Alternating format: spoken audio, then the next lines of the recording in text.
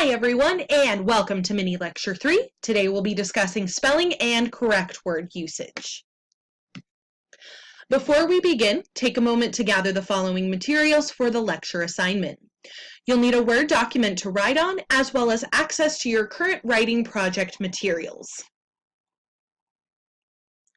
The purpose and goals for today's lecture are as follows. First, we'll understand the importance of spelling and correct word usage in writing.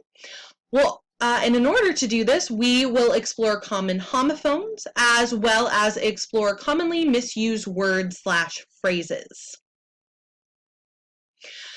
Now, to kind of initiate this discussion, we'll talk about homophones. Now, homophones are words that sound the same but have different spellings and meanings.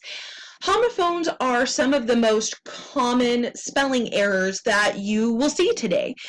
The reason for that is because we've got so many spell checker features available to us, regardless of what device that we're using. If you are using a laptop, a tablet, a phone, anything along those lines, you have some form of spell checker or autocorrect, so you don't just butcher a word pretty much. And so we don't see oftentimes just blatant misspellings of words, so homophones are probably the next most common spelling errors that we see. But with any kind of spelling error or misusage of a word, it can have serious implications on your ethos or on your credibility as a writer. So we'll explore some of the most commonly misused homophones, and then we will move on to commonly misused words and phrases. The first homophone that we will look at will be there, and there. Even though they sound the same, they have very different meanings and can, based off of the structure of the sentence, can completely alter your reader's understanding of what you're trying to get at. So when we think of the word there, T-H-E-R-E, that's an adverb meaning in or at that place. You can often think of there, T-H-E-R-E, as a type of finger pointing. Okay, well, where are you sitting? I'm sitting over there. Okay, well, where are you heading to? There. So, kind of associate it with a location in some way, shape, or form. So, for example, driving in the city stresses me out. I could never live there. So because I'm indicating a specific place, be it in a place, around a place, at a place, I would use T-H-E-R-E. We would use T-H-E-I-R when we want to use a pronoun indicating possession. So there are also a couple of different ways that we can look at this. Now, more commonly, there, T-H-E-I-R, also indicates gender-neutral singular nouns, and it can replace the his/her that you might see. So let's first look at the pronoun indicating possession, and then we'll get into the singular noun here in just a second. So our neighbors added a trampoline to their backyard. Now, by using T-H-E-I-R, that is indicating that the backyard is in their possession. They own it. It belongs to them. Now, when we look at the second sentence, the student sold their book back to the bookstore at the end of the semester. Now, here, we don't indicate if the student is male or female. We don't indicate if what their gendered pronoun would be. And you'll see in academic writing, especially where, identifying a specific gender really isn't terribly important. In some fields, that's kind of the case. You will see writers more commonly, if, again, a gender is not identified, doesn't need to be identified, are starting to use their in replace of his/her. So maybe about 10 years ago, this sentence might have read, the student sold his/her book back to the bookstore. But over time, professional writers, academics started saying, wow, this really disrupts the flow and the rhythm of my sentence. It's just easier to do what several other languages do and just have a gender neutral pronoun. And since we don't really have that in English, we don't have that in English, these writers have made do with what we do have, and that is their, spelled T-H-E-I-R. And so as you're going throughout, writing in academia, if you do have something like the student, the researcher, the dog, or, whatever general gender neutral noun you're using, you can use there to refer to it. Now, the last one that we want to look at will be their, T-H-E-Y''R-E, and that is a compound of the words they and are. So they're going on vacation at the end of the month. We could very easily say they are going on vacation at the end of the month, would have the same meaning, but we've truncated those and compounded them. Let's look now at another common homophone, which will be to, and to.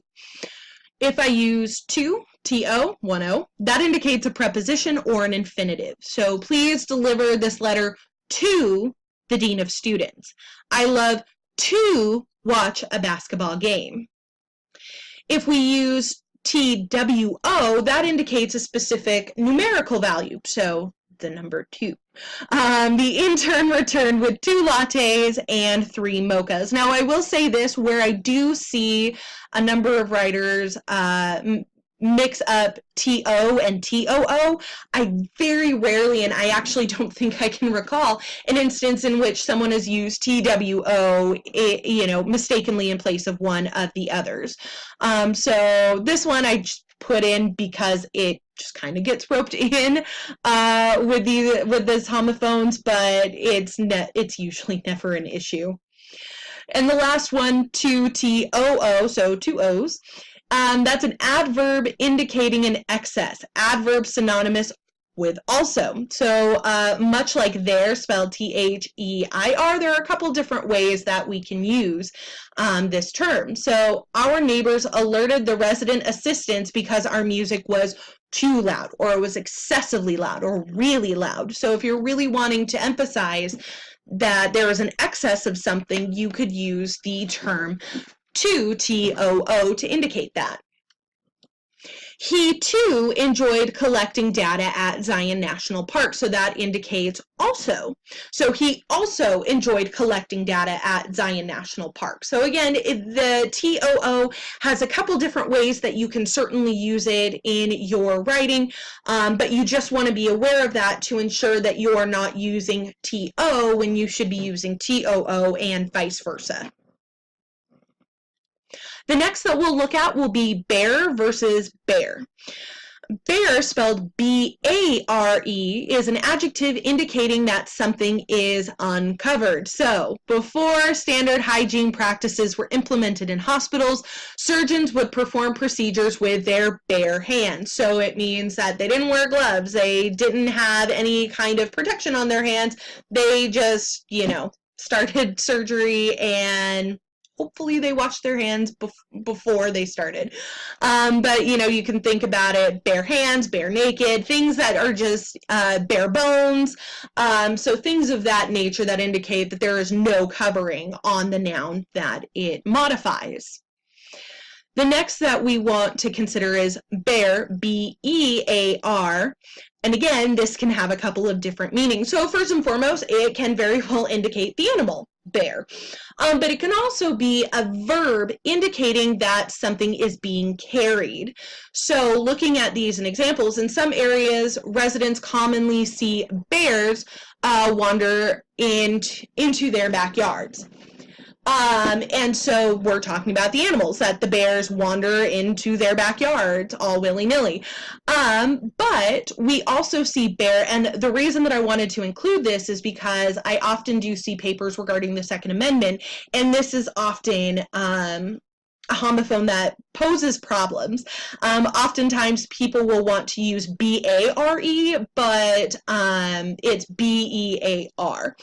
And so the Second Amendment states that citizens have the right to bear, B-E-A-R, arms. The next we'll look at will be cite, cite, and cite. So cite, spelled with a C, means it's a verb meaning to quote or reference. And so depending on when you're watching this mini lecture in the semester, you've probably heard me drop that term several times. If we're into units 3 or 4 by this point, or maybe even toward the tail end of unit 2 when we are citing sources. So in their work, the authors cite many instances of violence that prompted their studies. So they're referencing instances of violence, or perhaps are quoting instances of violence that prompted their study. The next will be sight with an S, spelled S-I-G-H-T, and that refers to vision or something that can be seen through the eyes. So the ladybug on the leaf was a beautiful sight to behold. So it's something I can see with my eyes. And the final, site, spelled S-I-T-E, is a noun indicating a specific place or location. So today, the project manager visited the site for the company's new headquarters. So that indicates a physical space in which people or a subject or an actor can visit or interact with. Now that we have looked at homophones, let's now turn our attention to commonly misused words. Now, these are words and or phrases, as you will see, that are not used as intended. We often see variations of the word / phrase based on a mishearing, as we'll see here in just a moment. Based on what variation a writer uses, it can severely alter the meaning of your text if not corrected. So it can, especially with could / couldn't care less, depending on how your reader interprets that, it can either go completely under the radar or completely shift the meaning of your text for the reader.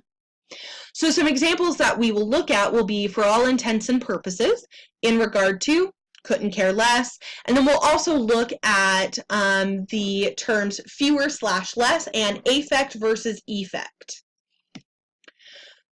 The term for all intents and purposes, I will be honest, I have been mishearing and misusing this phrase for years. I don't think I corrected myself probably until about 2 or 3 years ago.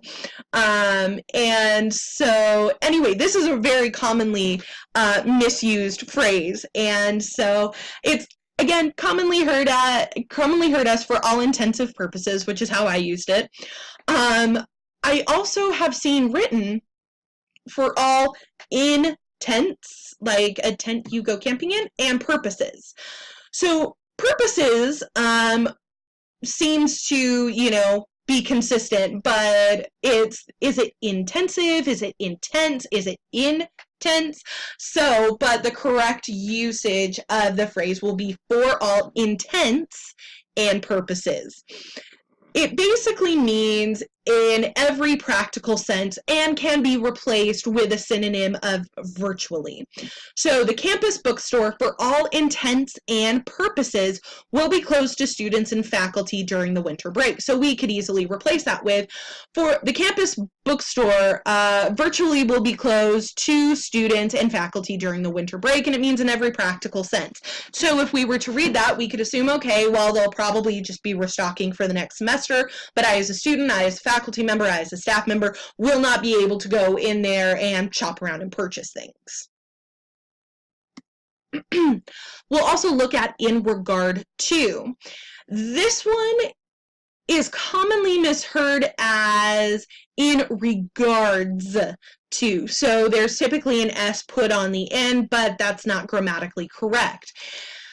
Its meaning, though, doesn't change terribly, and so this one kind of falls under the radar quite a bit until you start performing very careful line edits. Its meaning, though, basically comes down to regarding, concerning, on the subject of, and you'll typically see a phrase like this in professional writing or writing that you will see in the workplace. So, for example, in regard to your last email, the budget meeting will still be held in conference room A. So concerning your last email, regarding your last email, on the subject of your last email, or in this case, in regard to your last email. Couldn't care less. All right. So this one I remember about 10 years ago when I was in English class, I would have the teacher, I would always say I could care less. And that was the one, especially like my senior year, my teacher would just get on me about.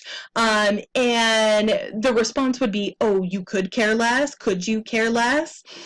And so yeah, couldn't care less is commonly heard as could care less. And in fact, I've even seen this popping up in young adult fiction and even popular adult fiction as well. So the meaning is used to express complete indifference on an issue or idea and used to express apathy. Really, I think the reason that so many grammar aficionados, the reason that they really hone in on this one is because it can change how your reader understands your sentence. So if I were to say I could care less, that means that I'm not expressing absolute apathy, that maybe I could care a little bit. If I could care a little less, that indicates that I care just a smidge even. But if I say I couldn't care less, you know that I do not care at all. So look at this example here, and I imagine this might ring true for some of you. I couldn't care less if we go to Domino's or Pizza Factory. I just want pizza. So that means I don't care, you know, if we order delivery. I don't care if we do takeout. I don't care what restaurant we go to. I don't care the price. I just want pizza in front of me. So when you are going through and, you know, if you're using the phrase couldn't care less and you're kind of thinking, is it could or couldn't, you always want to use couldn't care less, because at that point you're saying, I really don't care, just give me the pizza. Let's also now turn our attention to fewer/less, and then we'll look at affect versus effect here in just a moment. Fewer/less, again, are often used interchangeably, and in fact, I always think of the express lanes at grocery stores. So there are times where I've seen some of them say 15 items or less, where it should read 15 items or fewer. So again, we do see these used interchangeably, but there is a clear difference between the two terms, and there is a time when one is appropriate and the other inappropriate. We want to use fewer when we are referencing a countable or quantifiable amount of items, and we want to use less if we are referring to mass nouns. So think about that in terms of the grocery store example. I can count to 15. It's not like I'm saying millions of items or less. Rather, I would want to say 15 items, because I can sit there and go 1, 2, 3, 4, 5, all the way up to 15. Because I can count those and put a number with a specific item, then I would want to use fewer. So the examples we've got here, there were fewer home games this season due to the change in athletic conference. So maybe last year there was 5 home games, maybe this time around there's only 4. So we can count 1, 2, 3, 4, 5 games. Now it's 1, 2, 3, 4 games.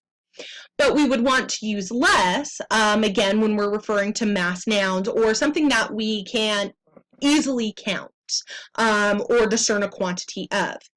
We ended up boating at Sand Hollow because there was less wind there than at Quail Creek. So we can't really, like, if we're talking about wind and its influence on, good boating, we can't really quantify that. And it would even just sound kind of weird to say there was fewer wind. Okay, well, it's not like I can say, oh, look, there's a wind that goes by. There's another wind that goes by. No, and so it kind of functions as a mass noun in this case. And so we would say there was less wind.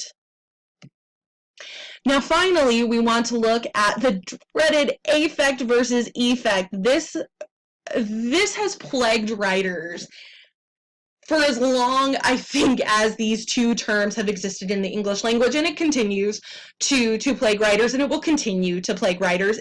That's how this cookie crumbles. So one of the easiest ways to tell the difference between the two is that affect with an A is a verb and effect with an E 9 times out of 10 functions as a noun. So when we look at affect, that's going to be a verb signaling influence on someone or something. Effect with an E will be a noun indicating the result or impact of an action.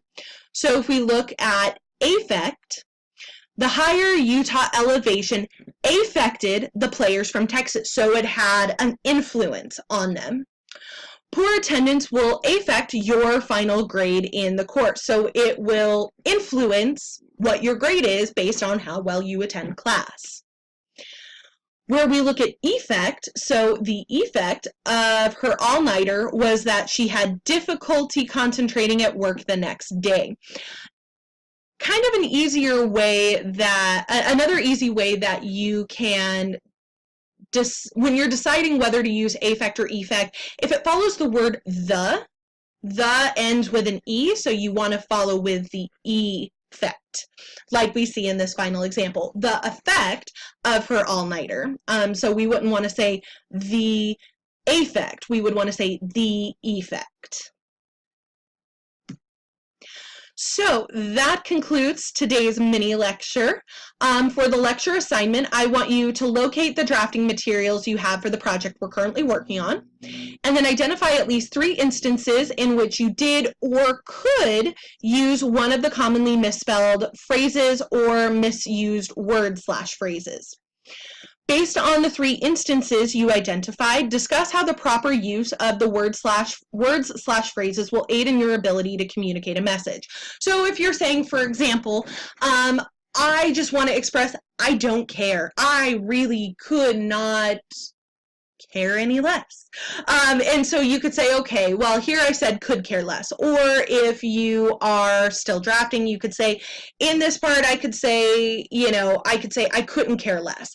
And if I use that correctly, the readers will know I really am just as apathetic as it gets right now. So, and this also applies to homophones as well. If you identify instances in which you've misused bear, bear, cite, cite, cite, to, there, you can also discuss that and, use that as one of your 3 instances. All right, everyone. So if you have any questions or if there are any concepts that I can speak to further, please don't hesitate to contact me. All right, everyone. Until next time.